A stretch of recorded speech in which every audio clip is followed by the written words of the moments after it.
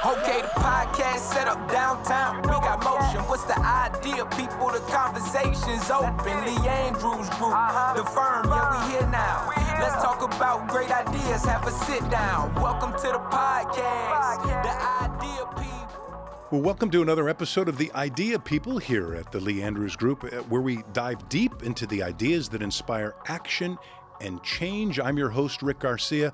We have a very special guest on our podcast today, and I don't just mean our guest. Our CEO, Stephanie Graves, is going to join us on this podcast, so we really must have a big guest. That's right, Rick. He's very important. But also when it comes to talking about real impact, I wouldn't miss this guest because our guest is someone who knows a thing about impact, and that's Congressmember Robert Garcia. And I understand you and Robert have an incredible history that spans over 15 years, and I hear you're practically political siblings at this point. Well, absolutely. You know, political siblings or civic soulmates, or I don't know, Robert and I could even be related because my family last name is Garcia. Although, Rick, your last name is Garcia. So it's like a bunch of Garcias. It's a convention How of do we Garcias. pull that off? Don't you have to get like a special certificate in order to be in the same meeting room together for that? 3 Garcias. In fact, Garcia is the number one Spanish surname in the U.S. Yep. I thought it was common. I know we're from different regions. Do you care to expand on where your family? My family is from Chihuahua. Okay, we're from Sonora, Mexico, and you're from Peru. Lima, Yeah. Peru. Yep. So Garcias were all over. So Spaniards. The Spaniards. You're right, the Spaniards.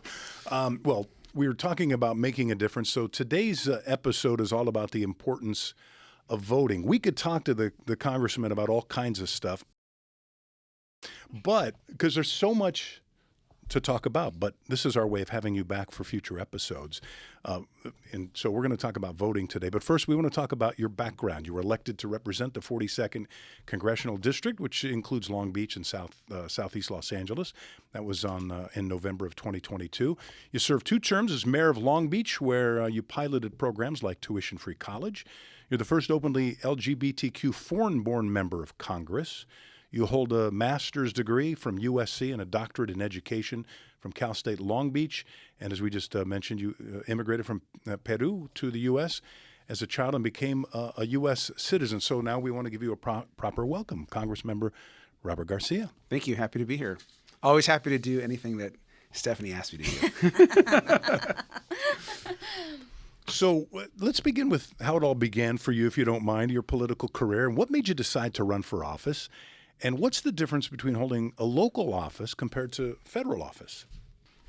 Well, I mean, I'll start with that part first. I mean, I think that, day one in Congress, you realize it's very different than being a mayor of your city. And I think being mayor of your city is first like the best job. It's your community. You've grown up there. I mean, I went to college there. All my friends. Your whole life kind of revolves around obviously your community. And so that job was amazing. And being mayor for 8 years was just a great experience. And so when our congressman retired right at the exact time that I had to make a decision about running for a 3rd term as mayor or not, it was a pretty easy decision to run for Congress. I thought that it would be a consequential moment to kind of be involved in where I think all the big kind of decisions are being made as it relates to issues like democracy and the future of our country, and things are so divided, and just kind of the nervousness that we all feel about the strength of our institutions and how strong we are as a country. And so that I knew what I was getting myself into, but it is very different. I think I'm used to being very bipartisan at the city. You're used to kind of bringing people together. I'm used to kind of leading kind of what the goal of the day is. And in Congress, it's very much not like that. I mean, you learn very, very fast that you have to actually be aggressive. And in order, I view it this way. From my perspective, half the Congress wants to, in my opinion, damage the country and damage the people in the country. And so if you are a gay immigrant, half the Congress doesn't think you should have basically the same rights as everybody else. And so that, it's hard to work sometimes with folks that don't even believe you're an equal to everyone else, or that I have members of Congress that literally believe that my citizenship should be taken away. And that's their position because I'm foreign born, or that as a gay person, I should have 0 rights, So it's a very different environment. So that's, I think, the big difference is the people I'm working with. But I mean, you're still working at the end of the day to improve people's lives. I think that's where it's the same. As far as why I had to do this early on, and I'm glad we're talking about voting today. As someone that wasn't born in this country, I'm very grateful to the country. My family always taught me to love America. I'm deeply patriotic. I'm deeply, pro-America. But I realized that, I wasn't a citizen growing up. I didn't get my citizenship till I was in my early 20s. And so, you realize then that when I became a citizen, you have to give back. And my family said, you got to give back. And so I always was involved, got involved in the city, was always involved in my neighborhood groups, always involved when I was in college. So it felt very natural to get into public service. Being an educator, I did, 6-7 years in the classroom teaching. And so it was an easy transition to then run for office and then get elected mayor. I'll never forget, too, one time you told me a long time ago, and it wasn't a layup, it wasn't a softball, it wasn't anything I asked you, but you said one of the happiest times in your life was becoming an American citizen. Absolutely. And that's amazing. Oh, 100%. I mean, I remember it so clearly. And I think a lot of people don't realize how hard it is. So I always say, immigrants are some of the most patriotic people in the country because you actually have to earn and fight for your citizenship. You're not born into it. And so, we got cheated so often and had to start over and, had to excel, make no mistakes. We were just a very, I think, all-American family, but we just weren't official Americans yet. And so I'm very grateful. My whole family is grateful to becoming citizens. Well, and we're grateful too because, now you can talk about voting and have a sense of whether it be urgency or importance. We're in an election year, and we're hoping that you can help educate us and our listeners on voting. What do you say to voters who say they don't like any of the candidates, so they're not going to vote? I mean, that's a huge mistake. I think first people need to realize that they have an enormous responsibility. Voting is an enormous responsibility that people should take seriously, and it's a privilege. There's so many folks that can't vote, maybe because of their age, maybe they're 16 or 17 and haven't been able to vote yet, or they're non-citizens, but they've been active since they were, their whole lives. And not voting is a political decision. You're choosing to allow others to have more power in who actually represents our country or our community. And so the act of not voting is the act of diminishing your own voice and power and empowering others. And oftentimes, the folks the people we know generally that, some of the best voters in this country are the very wealthy, are those that are, if you are a billionaire or millionaire in this country, you are voting in every election. And so if you're a working class person or, middle class family, and you're choosing not to vote, you are empowering others to make decisions for you. And I think that's a huge and unwise decision. That's so well said. What do you think are some of the most effective ways to motivate people? Well, I think first, this part, and this part's hard, but I think that we have to strengthen and ensure at the basic level. As an educator myself, I think it's sad to me when courses like civics or American history get diminished in our school systems. And so I think reminding ourselves that a solid education about what government actually means and does is really important in our schools. I think it starts there. And families and parents have a responsibility, I believe, to ensure that their kids know how important the voting process is. I was always told, and we were a low-income family that didn't vote because we couldn't. But the second we got citizenship, we were told you have to vote. This is part of what you do and represent yourself. And so I think families, schools, there's a piece there. I think the other factor is knowing what the stakes are. The stakes are high in these elections, and we have to realize that these are life and death decisions. Honestly, for some people, when you're talking about a woman having the right to her own body over reproductive health, that's a life and death decision for some people. Voting matters in those cases. Voting matters for immigrants. And then lastly, I think it's candidates. We have to encourage candidates that we believe in to run for office, because when we don't believe in the candidates, it's less exciting to vote. But we should be voting regardless of whether we're super in love with a candidate. You don't need to be in love with a candidate. You have to understand that the stakes are really high.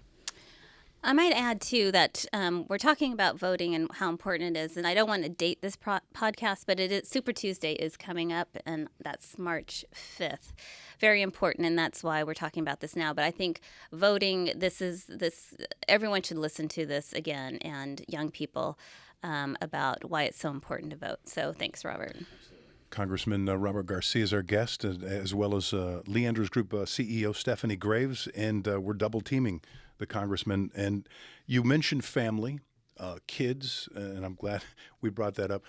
I'm going to take you back in time a little bit on a little journey of when I very first voted. And I remember what motivated me to vote was people would say to me at that time, and you want to talk about dating yourself, if you vote for Ronald Reagan and Alexander Haig, there will be a draft and you will go to war. And I'm an 18-year-old young man thinking, oh my gosh, that can't happen. Let me fast forward to registering or helping my 19-year-olds register for their first vote. And all of the information they're receiving is on TikTok. It's on their social media.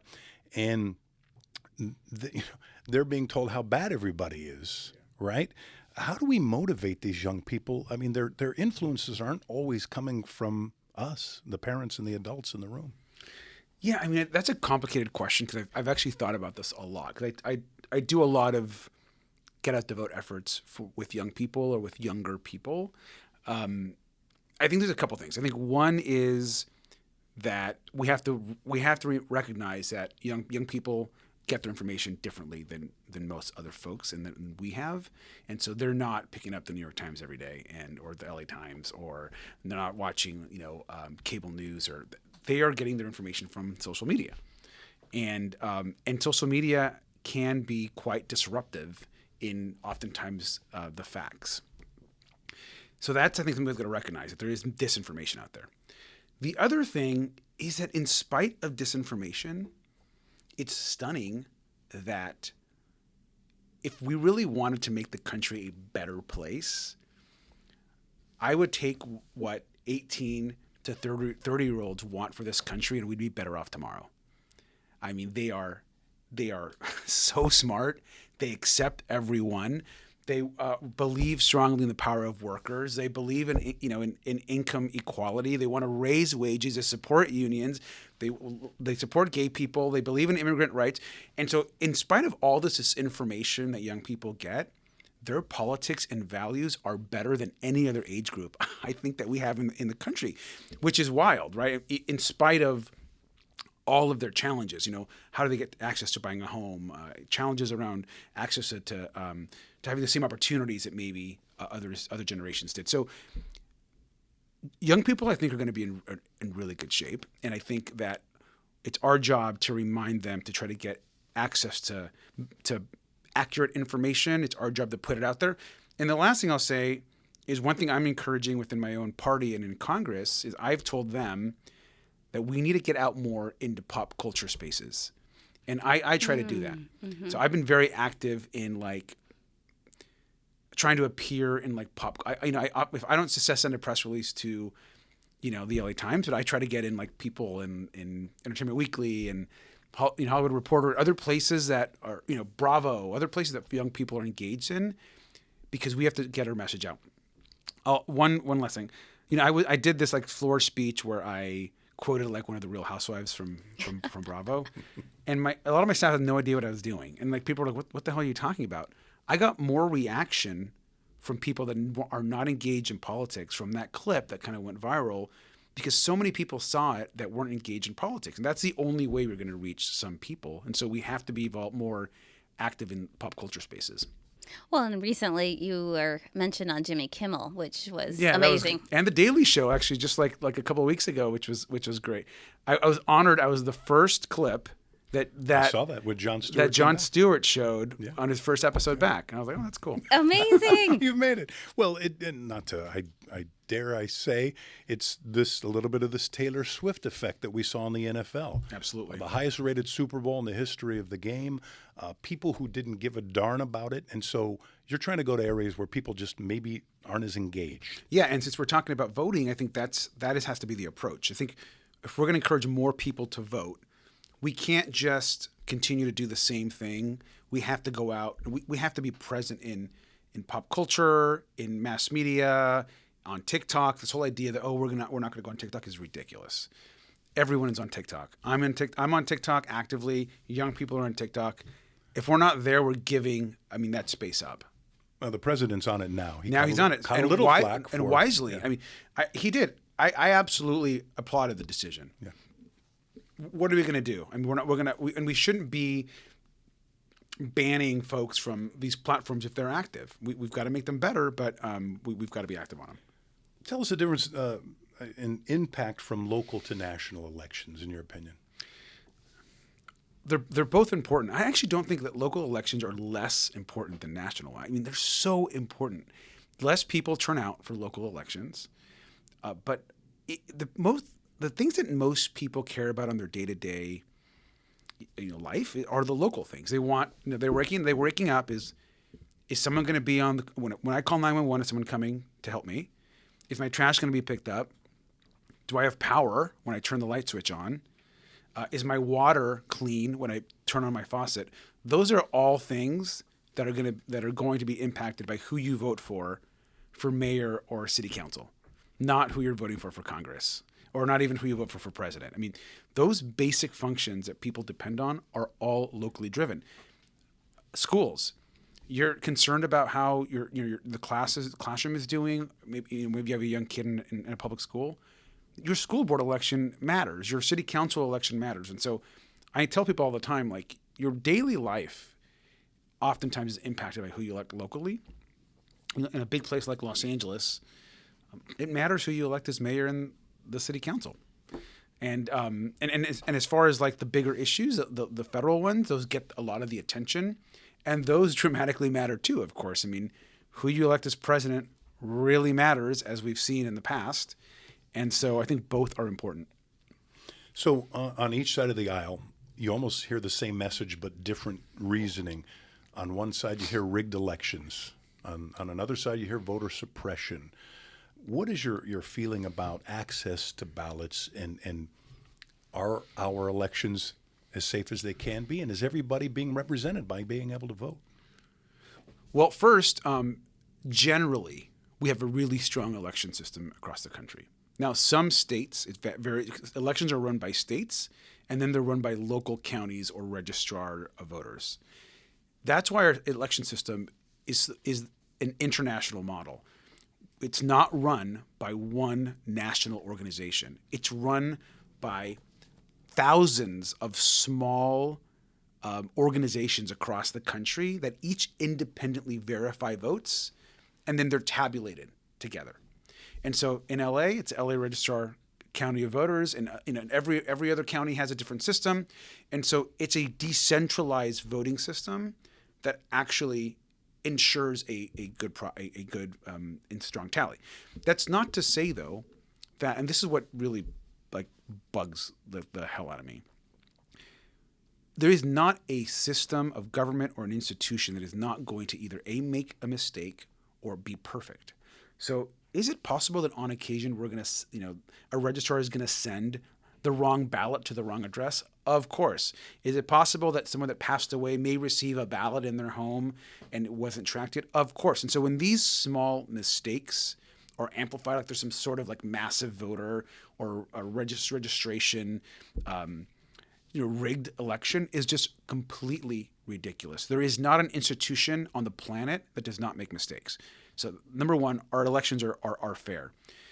And this is nationally. Now, some states are more accessible than others. And I would argue that California has one of the best election systems anywhere in the country. And if other states did what California did, we'd have more people voting. In California, we have vote by mail for 3 or 4 weeks before the election. We have automatic registration essentially when you turn 18. We send you our ballot. You don't have to pay for a stamp. I mean, the access to actually getting the ballot here is really strong. That's not the case in other places across the country. So you go to other places, they don't even have real vote by mail process. You have to request a ballot, or they in some cases you only can vote the day of, and maybe there's early voting for a week at ballot box. I mean, there's Other locations don't automatically pay for your ballot. So it is very difficult in some places, and they try to make it more difficult. Certainly in states that want less people voting, not more. And the more people vote, the more progressive the country will be. And we go back to what I said earlier. The folks that always vote are the ones with the most wealth. And so if you want working class people to vote, they're working. They have families. They have real, oftentimes life and death decisions that they're making, putting food on the table. And so you got to make it easier. Congressman Robert Garcia is our guest. Lee Andrews Group, Stephanie Graves, also on the podcast with us, the Idea People at Lee Andrews Group. This leads us perfectly into, I don't know if you saw the Curb Your Enthusiasm episode or heard about it, where they had a scene in their recent episode where the lead character, the creator and star of the show, Larry David, is arrested for passing out water to a friend in line at a voting precinct in Georgia, in the state of Georgia. We know the show's a comedy. David said he wanted to point out, though, the ridiculousness of some of the laws that are out there on the books. What are some of the laws, such as the one in Georgia, that concern you the most, some of the restrictions? But also, why is passing out water? What are they afraid of? Well, I mean, what they're afraid of is people voting and more people voting. And in the case of Georgia, we have a very large black population that has been oftentimes diminished by laws trying to discourage voting. You have people that now Georgia is a swing state and is leaning more progressive because people are fed up and they're coming out in big numbers. But when people come out in big numbers, remember Georgia, they've diminished the amount of polling places. Now the lines are longer, and so they're trying to discourage people when they see a line of waiting in line. They want less people to vote. Why anyone would want less people to vote? And their argument is, oh well, they're not as educated on the issues. I mean, that's ridiculous. A vote is a vote, and so I think that issues around, for example, limiting access to polling locations, I think those laws concern me. There have been efforts to try to limit vote by mail. That's very concerning. What is someone with a real disability supposed to do? What about someone that works all day on election day that doesn't have time to go vote? They should have the option to vote by mail. It should be easy. California is honestly a national model. If every state did what California did, we'd be better off on the voting system. So as of late 2023, going as we now have entered 2024, COVID-19 still present. It hasn't gone away. It's still impacting public health. You, at the time as mayor of Long Beach, were recognized by your response to the virus and vaccine implementation. No one felt the pain of the pandemic more than you did. You lost your mom and your stepdad to the virus. How were you changed by that experience as a leader? And also, what are your thoughts on your fellow Congress members who continue to spread conspiracy theories on the vaccine, which medical science, as we know, has debunked, and we know that it has saved lives? Yeah, I mean, I think I try to remind people, because people forget that the pandemic took 1.3 million American lives. We were having a 9/11-like death casualty event a day. The amount of people that we lost on 9/11, we were losing on a daily basis for a period of time during the pandemic. That is an enormous loss of life for the country. Millions more, of course, across the world. In my city alone, we lost 1,300 people. And so there's no event in the history of the city of Long Beach, for example, that we've lost more people over a course of a year. Not gun violence, not the earthquake in the 1930s, and that can be repeated over and over again. And so you have this huge loss of life event, and then impacting the economy, where the economy essentially almost crashed, businesses. I mean, it was a huge traumatic event. And this, so to take all that and then to be in Congress and hear folks basically encouraging people not to get vaccinated is crazy. We are seeing right now an increase in measles, in other diseases, particularly in rural areas and conservative communities, because folks are now encouraging people to not get vaccinated. They don't even want their kids vaccinated, which is literally crazy. It's a lunacy. And so when you have folks like Marjorie Taylor Greene and others basically say, don't get the vaccine or I'm not vaccinated, one, doesn't even make you want to be around her because she's like a walking, petri dish of viruses. But she's causing actual harm. She's causing families to not vaccinate their kids against the advice of the entire medical science community. So that's what's really insane to me about these efforts right now, and why we have to vote people like her out.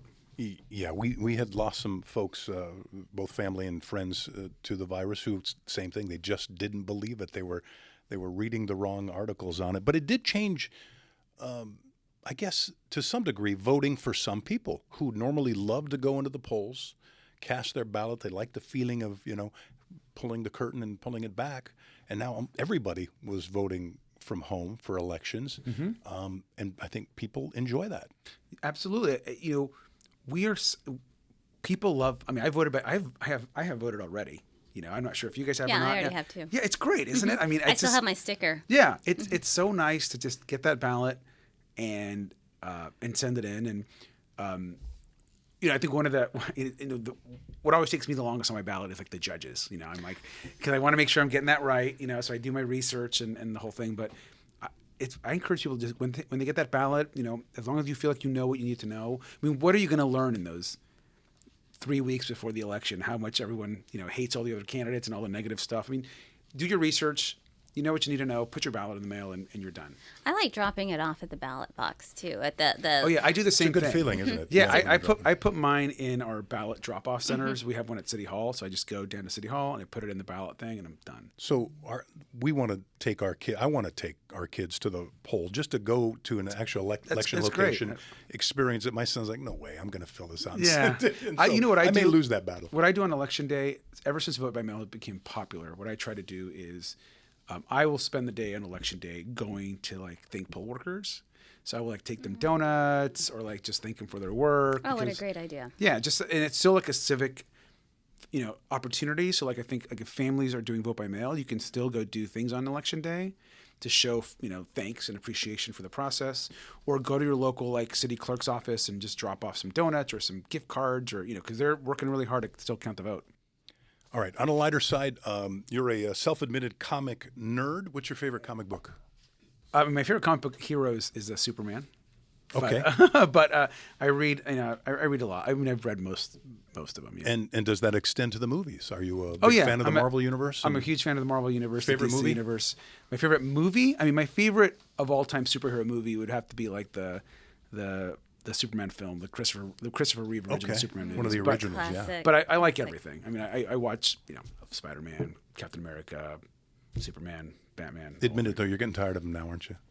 No, I'm not. There's one opening every week. I know. People get tired of them. I mean, yeah. I think when you're in it, you're in it. You don't get tired of them. Yeah, I'm in it. I actually started and founded the Popular Arts Caucus in Congress. There's about 25 of us. What a great idea. So it's a caucus focused on the popular arts, and so the popular arts are comics, graphic novels, video games, mass media, anything to do with it's a huge segment of the economy, and in fact, the popular arts are the single largest driving box office power in Hollywood. Yet there has been no focus on the popular arts because it's somehow it's a young person or it's a kid genre. No, it is the leading production of jobs and big blockbusters are the popular arts. I mean, people don't realize how much money video games make in this country. yeah. So that's something I'm leading in the Congress, is to try to, again, put more emphasis on the popular arts. Look at you, making Congress younger.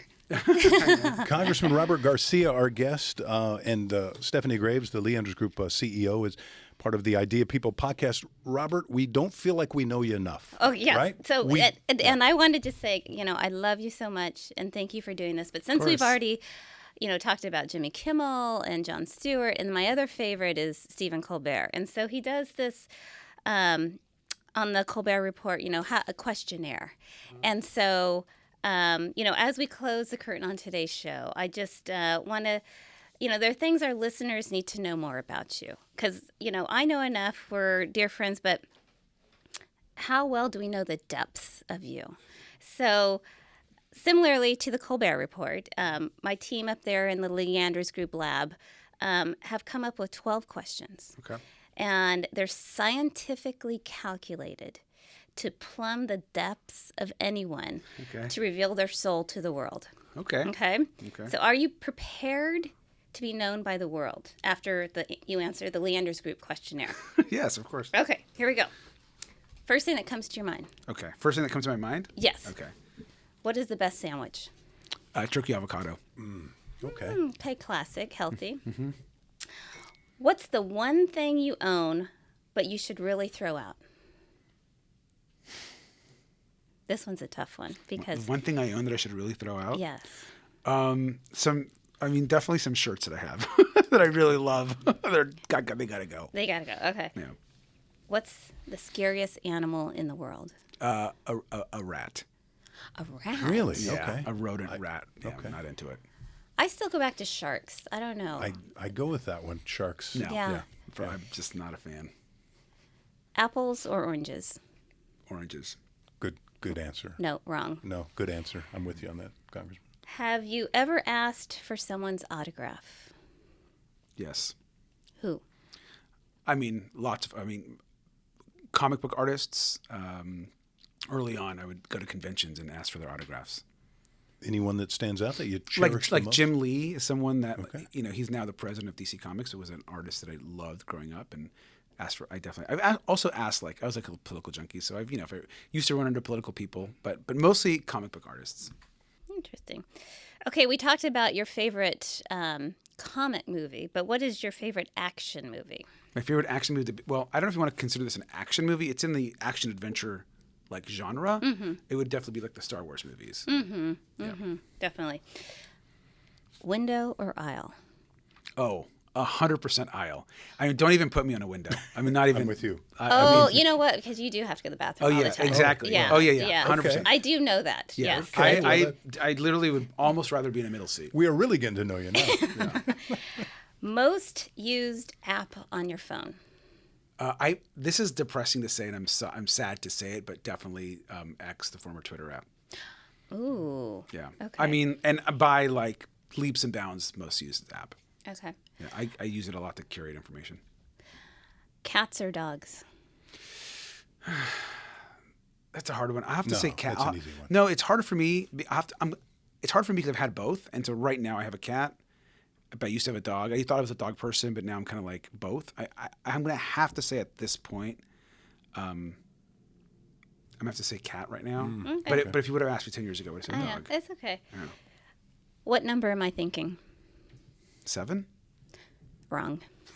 Okay. You only get one song. That's the number that I was thinking. You only get one song to listen to the rest of your life. Well, one song to listen to the rest of my life? Not like it's in repetition, like you're going crazy, but Okay. one song the rest of your life. What is it?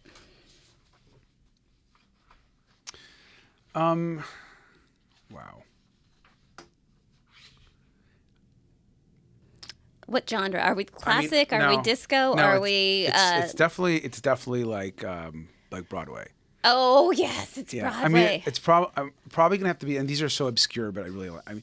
It's gonna be like a close tie between "People Will Say We're in Love" from Oklahoma, like early, like Rodgers and Hammerstein, or it'll have to be like "Till There Was You" from Meredith Wilson's "The Music Man." Oh my gosh, Robert. Okay, and then the last question. Yeah. Describe the rest of your life in 5 words. 5 words. It doesn't have to be a sentence. It could just be Okay. words. Okay. Happy. Purposeful. Family. Fun.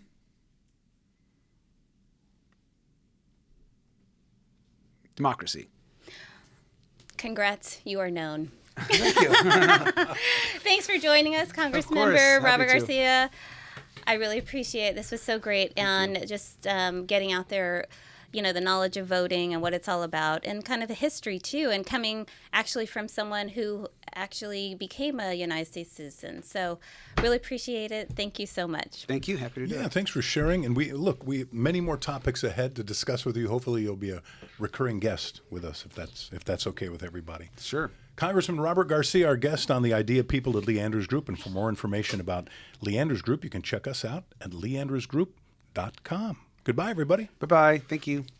Okay, the podcast set up downtown. We got motion. What's the idea? People, the conversation's open. Lee Andrews Group, the firm, yeah, we here now. Let's talk about great ideas. Have a sit down. Welcome to the